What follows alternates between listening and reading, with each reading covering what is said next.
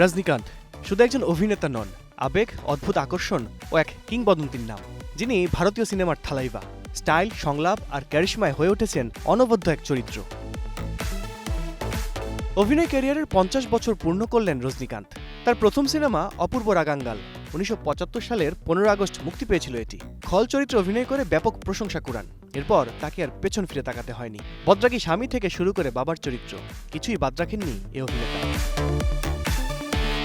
পর্দার রজনীকান্ত জন্ম মারাঠি এক সাধারণ পরিবারে। তার পুরো নাম শিবাজি রাও গায়কোয়াড়। 4 ভাই বোনের মধ্যে সবার ছোট রজনীকান্ত পার করতে পারেননি স্কুলের গণ্ডি। টানাপোড়েনের সংসারে হাল ধরতে একসময় করেন কুলির কাজ।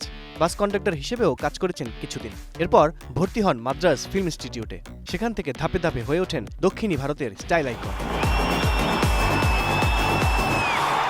2020 সালে পদ্মভূষণ পান রজনীকান্ত। 2014 সালে 45তম International Film Festival of India তাকে ভূষিত করে centenary award for Indian film personality of the year পুরস্কারে। তিনি একমাত্র ভারতীয় অভিনেতা যাকে নিয়ে সেন্ট্রাল বোর্ড অফ সেকেন্ডারি এডুকেশনের সিলেবাসে from bus conductor to superstar নামে একটি অধ্যায় রয়েছে।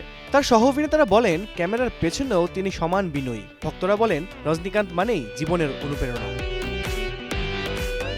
অভিনেতা থেকে নেতা, শুটিং সেট থেকে রাজনীতির মাঠ, কাশ্মীর থেকে কন্যাকুমারী, সমান জনপ্রিয় 74 বছর বয়সী এ অভিনেতা।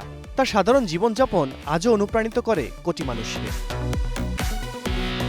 5 দশকের এই পথচলায় রজনীকান্ত হয়ে উঠেছেন একটি প্রতিষ্ঠান। প্রজন্মের পর প্রজন্মের কাছে স্টাইল, শক্তি আর সাধনার এক অনবদ্য উদাহরণ হয়ে থাকবেন তিনি।